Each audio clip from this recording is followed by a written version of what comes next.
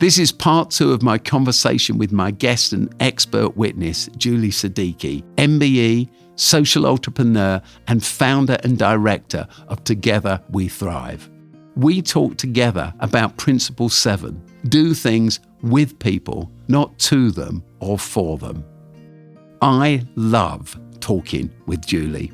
The last time I talked to her was today. I love talking with Julie because she lives out her Muslim faith. She's lived in the same community for the last 20 years. She served those people. She knows those people. She rejoices with those people. She weeps with those people. Julie is the embodiment of working with people rather than doing things for them or to them. I love her. So, Julie, that's the first part of this podcast. It's covering the ground that I cover in this chapter, probably missing bits of it out and adding all sorts of things on. But I feel passionately about this stuff, and I know you feel passionately about it too. I do. Honestly, Steve, so many things came up then when you were talking. I wish I'd taken notes, actually, because so many bits of it were very touching for me. I think to say that the first thing that strikes me, always about you anyway, but particularly when you were just speaking about this chapter, and maybe this is also one of those overused phrases, but that whole kind of walking the walk, not just talking. You know, the story that you mentioned there about Timothy and Sid was very touching. And the magic bit in that for me was how you knew that you spotted, and that's because you're in it, you're in with them, and you knew that there would be a benefit in them, but it was a very natural thing. And that, I think, is where sometimes things come undone, because, of course, if people aren't living among and understanding and knowing the people, how are they ever going to create that spark and that connection between two people in the way that you did with Timothy and with Sid? And, of course, the magic just happened then, because you did the connecting, but then they did the rest of it. Yeah, I always feel, Julie, that, Oasis, the charity I founded, we work in lots of communities around the country. And I say very often, we work in over 40 local communities. And I say that sadly, in 39 or whatever it is of those communities, like it or not, I am just a professional that comes in and comes out. And as far as they're concerned, they don't know the difference between me and the government and all that. We're just people who arrive and say things. But in one community we work in, I'm known because I am that community. Yeah. Along with everybody else, which is where Timothy and Sid live, so that's how I could do it. Yeah. It's the being known. Yeah. Yeah. And look, I mean, I've done, 20 odd years now. So half your time, I've still got a long way to go, of working in different places and being asked to come in and do some of that stuff in other places to where I live. And have loved it, in most of it, and I've learned a lot, and I've met loads of people and all of that. And for 20 odd years of starting where I lived, which is in Slough, and starting various things there. And then for about 10 years of that, I loved it. And I still have very wonderful memories of all of that time, starting a charity from scratch, living and learning, making loads of mistakes, living and breathing the very local place where I lived. And then after about 10 years, I realized, okay, I need to go out kind of broader than that and develop myself and my own confidence, my own understanding, but also meeting different people, sort of broadening my horizons, I guess. And I got fed up with some of the bureaucracy at that time. All of that happened to me as well. But I met some great people locally, and then I needed to branch out. So when I did all of that, that's how I did that, and went to all sorts of places, and then developed a skill, I guess, for connecting people. And it's the thing that I love the most, which is why I think the Timothy and Sid story really means a lot, because I know those moments, right? I know when I've been able to connect people, not necessarily locally to where I live, but elsewhere. And when it works, it's just the most beautiful thing. It's like an indescribable thing. But, for me, about 4 or 5 years ago, there was a pull to think I need to come back and do some local stuff again. And I can't even explain it. Although I feel it's God's plan, but I can't explain what that even is. And that you know, for some people hearing this, like, what does that even mean? And, oh, don't start talking about that stuff. But, you know, I think, you know, I'm a Muslim. I feel very much connected to my faith, but also in that process of meeting all sorts of people, you become much more open to realizing all the messiness of that, plus the beauty of other ways of life and other ways of doing things. And, you know, I think that I said to myself, I need to come back and do some local stuff again. And then I will never forget, you know, there was a boy that was stabbed in our town. That really made a massive impact on me. And so many things kept on happening. And I remember thinking, I need to, what is it where should I be? But there's also something really important to say here for me, which is the Islamic understanding of neighbours. And, you know, this idea that your neighbours are your sort of, you know, 40 people to one side and 40 people to another. There's a lot of teachings from Muhammad, peace be upon him, about neighbours and what the rights of neighbours. There's like a whole kind of teaching about the actual rights of neighbours, and that you can be, you know, they have rights on you as a person. So that can all sound very theoretical. What does that even mean in reality? But, you know, there was something really powerful mixed in with all of that for me personally that was almost difficult and still is to explain, which is it's all very well for me to go and speak in this place and that place. But if I don't even know if the guy up the road has food or not, what am I doing? And I, you know, literally thought to myself, God is going to ask me, what are you doing? What were you doing with your time? You were flying around here and there doing all this stuff, and it was amazing, and it still is. But if you don't know, why did you not take food to that guy up the road? You know, I really felt it like that for me. So there's all of that mixed up with it for me. And I felt like I need to come back in and do some local stuff. And I tried, and I came across all the bureaucracy that you talk about so brilliantly and perfectly in this book, which was why when I read this book, it made so much impression on me. And, you know, the reason I think this is all part of the big plan for me is because had you sent me that book even 7 years ago, it would have resonated with me. I loved it. I love the title. I love everything about it, right? But it wouldn't have resonated with me in the same way. But it's because I'd had this journey myself and coming back into my local area and then trying to work out, okay, I live in Slough, it's a town. So how do I find the people to work with? And coming across all this bureaucracy and all this kind of stuff that just doesn't sit right with me.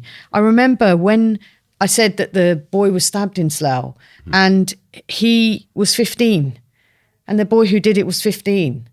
It's devastating. Like even now as I'm thinking about it, I feel emotional. So, you know, I remember a week after that happened and I tried to speak to people and counsellors and others and say, look, we need to do some sort of gathering. It felt like so obvious to me. Not in any official way, just let people come into a space and meet each other and feel, you know, for mothers, it's frightening. If a 15-year-old boy has just stabbed another 15-year-old boy, that could have been my 15-year-old boy. Absolutely. We were all thinking that.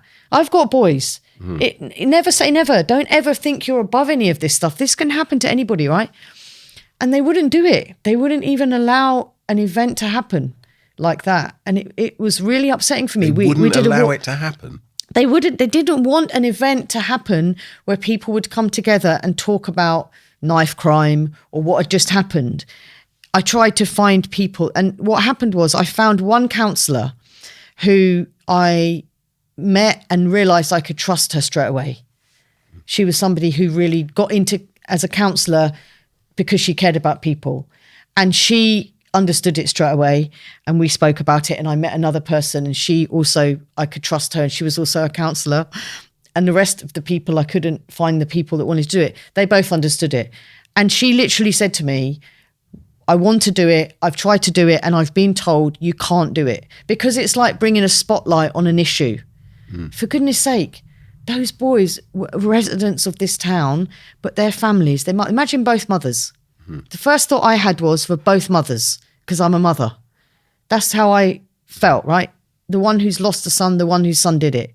Where are they at right now? That was my very first thought when it happened. Anyway, so that process for me, I then organised a walk, called it Mothers Together. We just did it on the spot, made it up as we went along. Probably 100 people came. It was like a week later.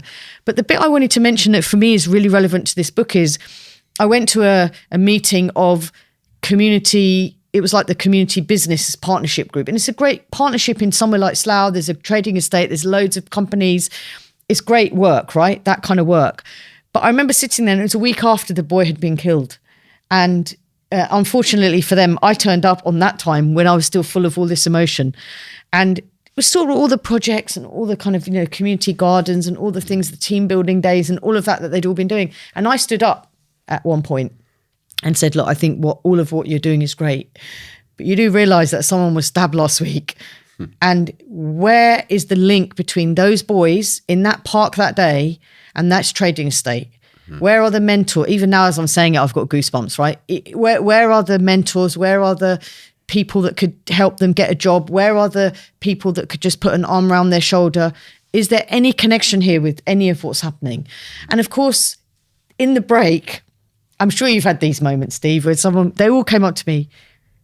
Thanks for saying that. It was really important that you said it. We understand, we know, you're right. We need to do more. We need to connect the dots. And of course, nothing happened because after that, we tried to do a program about knife crime, got one of the schools involved. The school was up for it. The head's amazing.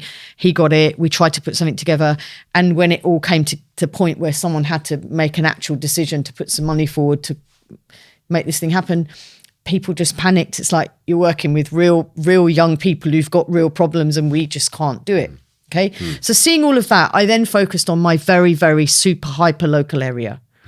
And then COVID happened. I mean, I'm cutting a very long story short here, right? But for me, everything about this is all part of this, what I'm talking about. And I then realized when COVID happened, the thing that you picked up on that I also felt very, very strongly was, the loneliness of people. Like you say, the point about people realizing we need each other very strongly, but also the loneliness. Some people didn't have anybody. Yeah. And it's so sad because we're living in supposedly one of the best countries in the world in that sense, right? For, all the opportunities and all the money and all of that. But if people are lonely, none of that matters. No.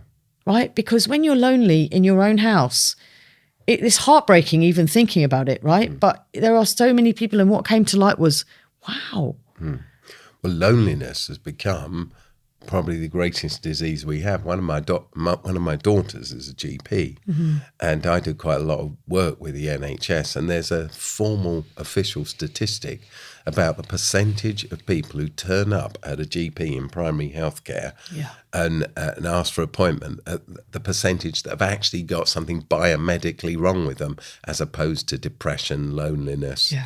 Breakdown of relationships, and I can never remember what it is, but there are more people that go to the GP without something being biomedically wrong with them than actually do. And my daughter sometimes says to me that she goes through a whole day and no one comes that she can treat, and they all just need really a friend, a counsellor, a shoulder to cry on, someone to listen.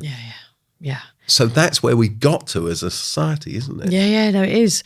And in this chapter, you mention, I think, about social prescribing, and it comes in it for me here because I think I love it. I love the idea, although there's still the word prescribing is problematic, right? Yeah. Because well, I feel it's like a professional way of saying things. They call it social prescribing. I always say it used to be called volunteering. Exactly. Joining in. And, exactly. And so, as you've said there, and I saw it again in the same local area that I'm talking about where I live, where I've started to try and do again some local stuff. When I was going through the process of trying to find out who are the people here, who's doing what, where is everything, back again to try and get my head around all of that in the way that I just naturally think is the right thing to do. I was told about the social prescriber, right?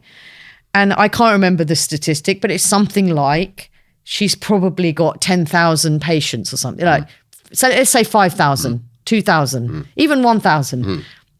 It's too many. Like, what even is that? It's like setting the poor person up, however amazing they are, to fail, because you cannot possibly do what we know needs to be done with that many people when you've got a job to do and you've got forms to fill in. And That's what a community organizer is. That's what community development work is.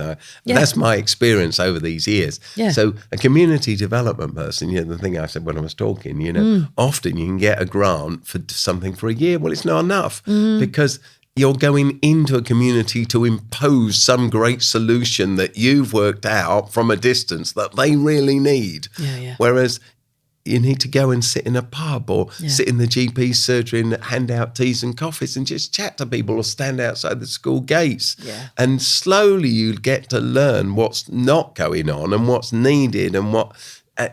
But you got to become a person's friend before anything else. I mean, you got to be trusted. Yeah. And that's why also, I've seen it again and again.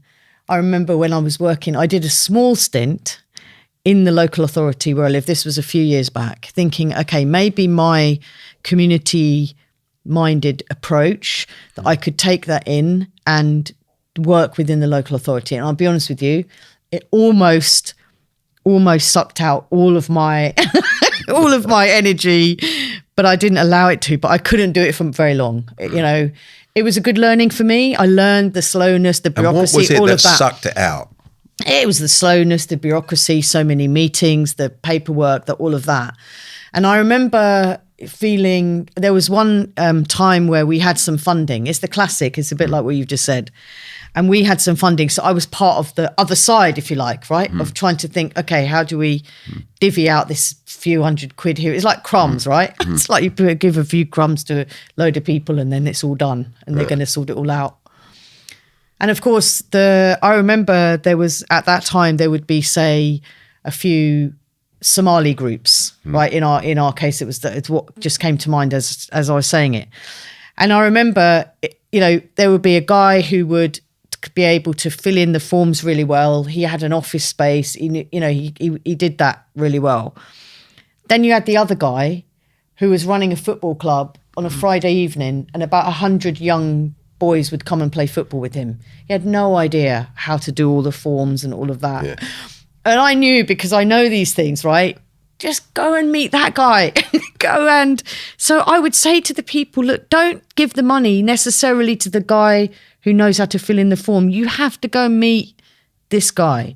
If he's got 100 young men literally coming to play football on a Friday evening, he knows everything about those boys, because they wouldn't come otherwise. They wouldn't be coming if they didn't feel, of course they love football, but he knows what he's talking about. He's basically got them eating out of his hand, right? In that sense. And of course, what will often happen is it won't be the guy who does the Friday night football with 100 boys coming, because he doesn't know how to do the forms. He doesn't know what language to use to but he just knows what he's doing. Whereas the guy who does will get given maybe the 500 quid or whatever, and he'll do some good stuff. I'm not saying it isn't done, but I think I've seen it again and again, and I've seen it again in my local area over COVID, that you can easily create a situation where you end up with money that comes into the town, and boy, does it need it, right? From whether it be government or whatever, NHS or whatever, and it's funneled through a bureaucratic system, or it's funneled through almost like a gatekeeper. And then people are giving out money, and then there's awards and there's all these things. Oh, look how amazing all these people are. But actually, all of the groups, they aren't properly trained. They don't have a paid worker. They're all trying to do stuff on the side while they're, doing a job or running their families or whatever it is. It's never really as effective as it needs to be. It's just it feels to me anyway, right? Like crumbs here and there. It might sound even a lot of money sometimes for a group like that when you give them £2,000 or whatever. But what can long-term that actually do? It just keeps everybody then reliant on that approach. Yes. And it doesn't actually really do the deep stuff that you know works. And the reason because you've seen it, you've felt it, you've lived it, you've breathed it, right? And so the thing I would say constantly is all of the statutory services who know they can't deliver, they actually, the individuals involved, of course, statutory services are filled with wonderful people. Yeah, of course. It's the system, not the people. These are great people. Yeah. But the system requires all this form filling, et cetera, et cetera. But if we can rethink our society to a place where we build into our policy making the fact that we should genuinely be working alongside people who live in the community. Mm-hmm. And they should become part of the decision-making process with us. You've got to obviously choose people to work with who are trusted and know how to build relationship and are going to stay the course for the long term, etc. But, you'll often find, in my experience, we work with small charities in a community, and I'll meet them and they've got a year's funding or 6 months funding for this, and they're brilliant. But then what happens is that funding comes to an end and they have to disband. They have to make the people that work with them redundant. Then there's a gap, and then there's a new funding pot from some central government fund who gives the money to another charity who get up and running, and they build people and they take people on. And then that runs out and they make all those people redundant. So the community gets slowly more cynical. At the same time, you're wasting huge amounts of expertise and insight.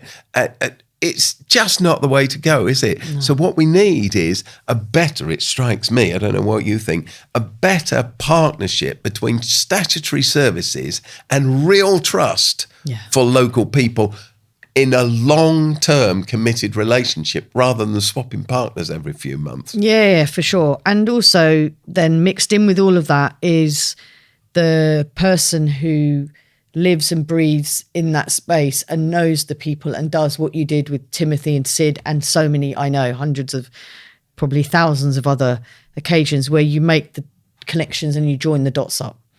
I've just thought of a brilliant example, right, which I'm going to try my best to be succinct about, because otherwise I could go on and on about this, because it was just one of the most magical things that I've seen in a long time. And this happened in my own local area that I've spoken about, the very hyper local area that I've now focused my energies on in the last literally couple of years. And we started it after I thought to myself, okay, I'm going to see what I can do locally.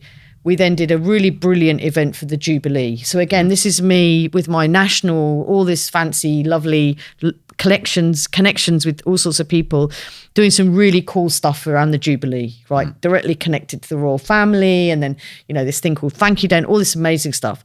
And I thought to myself, okay, we need to do it in our local area, because why not? I'm living there. And again, it feels a bit fake to me. It's almost like you're doing this stuff. What's happening locally? Nothing. So I felt a bit fake, really. So we set about doing something, and we organised the most amazing thing for the Jubilee last year on the park, and brought together people that had never done stuff together before, and it was the most wonderful thing. And then, of course, it came around to the coronation. So a very long story short, and in between, we did some community group meetings where we brought together the schools and things. And for me, one of the successes of that very first meeting, when I thought, is anyone going to come? And 3 schools in our local area really it's an estate, really. There's 2 primary schools and a secondary school. And in that community groups meeting, all 3 head teachers turned up. This is in the evening, right? All 3 head teachers turned up, and all 3 of their deputies turned up. Even now, as I'm saying, I've got goosebumps. Why? Because you will know if you get schools on board, if schools are properly connected in with the community, you've done so much, because they know the families so well, right? So I was so happy that they all came. And for me, it was a big thing that they all turned up, along with other people that came.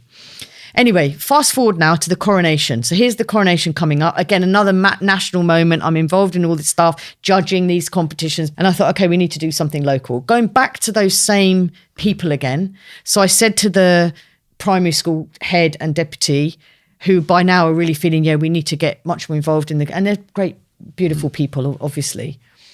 And I said to them, why don't you do a tea party for the elderly for the coronation? So again, it's a Timothy and Sid thing. It's basically connecting elderly with primary school. Yeah, it was the most beautiful tea party. But the other thing that we did, which is what I want to talk about, is as well as all of that, is the other thing that we did, which was a very basic planting, litter picking, and bringing people together to do that stuff on the Sunday of the coronation. At that event, and we did it at the Scout building, because I'd now made connections with the Scouts and all of that. So this is all, you can see all the dots all joining up, and this is what I love. And for me, these are the magic things that you can't even tangibly explain half the time, right? Yeah.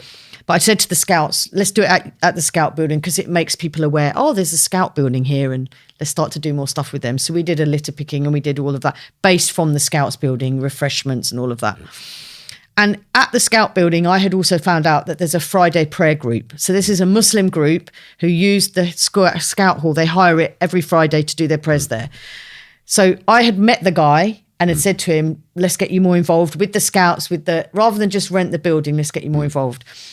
He turned up with a boy who's from Afghanistan, who had been here, I don't know how long, but not very long, a few months, right, in England. Horrendous story, usual things that you hear about. And he brought him along. And the reason he knew the boy was just because the boy had been coming to Friday prayers and for prayers in Ramadan. So that's how that happened. Right. This boy turned up on this thing to do litter picking and whatever. And at the same thing, who also turned up was his head teacher from the school, because the school is here. Yeah, she turned up on a Sunday morning in her wellies because she's amazing to do litter picking with us. And here's a boy from her school at the same place. Now, nobody in that knew that each one was going to turn up on that day, right? Yeah. The guy who does the Friday prayer group doesn't know the head teacher. Right. The boy goes to that school, but Yeah. I know all of them, right? Yeah. So he turned up and it was just the most amazing thing, for him to see his head teacher there. Then he started helping us and he was the best digger and worker I've ever seen at something like that, because most likely his family do farming in Afghanistan and he just did whatever, could hardly speak English, but we were communicating with each other. For me, it was the most beautiful thing because the next day then, of course, when I saw him again, he waved to me, he felt safe. There was all this, I've now connected the school with the refugee support people.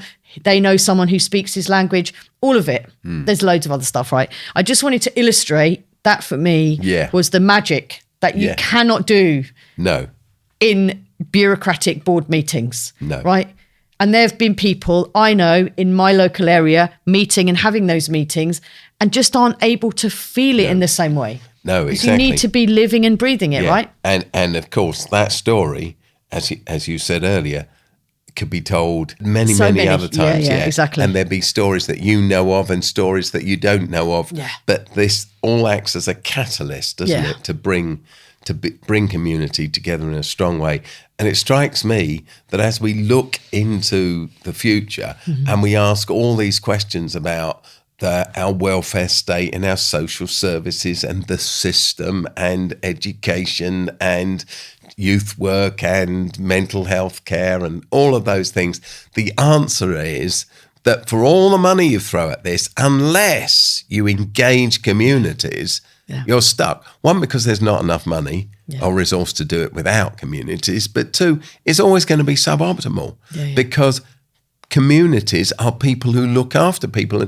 And if people are well and they have a sense of well-being through serving within their local community, they often don't end up with the acute mental health issues that we see so often now. So a community that's healthy keeps everybody safe physically, but keeps people safe mentally as well. So it acts as it has a huge impact, I should say, on those that end up in healthcare anyway, doesn't it? So with our GPs overwhelmed and our emergency centres in our hospitals also absolutely overwhelmed, just cannot cope until we invest in community development as opposed to service delivery. We're stuck. So, Julie, if I said to you again, we have to start doing things with people, not to them or for them. That's the truth, isn't it? Yeah, and I think, look, the other thing that I feel really strongly about, and again, it comes out from where I live. So often people write off a whole load of people, right? They just think they're poor health, all of that. And that means then that people don't feel empowered. They don't feel that they can do anything for themselves. They perhaps don't have the confidence and all of that. And it really makes me think about this guy, Rob, that I met when I mentioned earlier about the Jubilee event that we did. And I hadn't met Rob before. And I met him through that process, started connecting with him, found out he was, somebody who lived in the local area and all of that. And on the day of the Jubilee event, Rob sang, right? The national song for the Jubilee was Sweet Caroline, and he sang Sweet Caroline so beautifully and there was the band there from the church, and it was all just the most wonderful coming together of people. And a few weeks later, he died. Literally a few weeks later, he died from poor health and all of that. And it was heartbreaking, really a moment for me. But the reason I thought to myself, wow, because I remember thinking, Rob has so much to offer our community. And I was so looking forward to working with him. And I'd even said to him that we could do so much good stuff together. And when he died from, all of the health issues that he would have had. But he had nobody to take his charger to the hospital with him to charge his phone and all of that. When I found out all of that, it was heartbreaking for me. And I remember thinking, there's people like Rob, it's so easy to just write off people like that, right? How many people knew that he could sing? Some of the people did in the bar and in the local place that he hung out a lot. But how many people really knew that someone like him was there? I remember thinking he could do work with the kids in the secondary school. He could do, I remember having all these thoughts about, and I even spoke to him a bit about it, but he'd been totally missed by how many different services and all of that. And he literally died. And it was a big, big moment for me, because I remember thinking, obviously partly me thinking I should have known Rob before. Why didn't I know him before? I felt like I should have, that was me on me. He's around the corner. I didn't know him till now. But how much of that is missed? How many Robs are there that don't get given, they're not valued, they're not given leadership, they're not, the opportunity isn't there for them. That was it was a big moment for me in the last couple of years that made a big impression on me. Julie, thank you. Thank you for having me.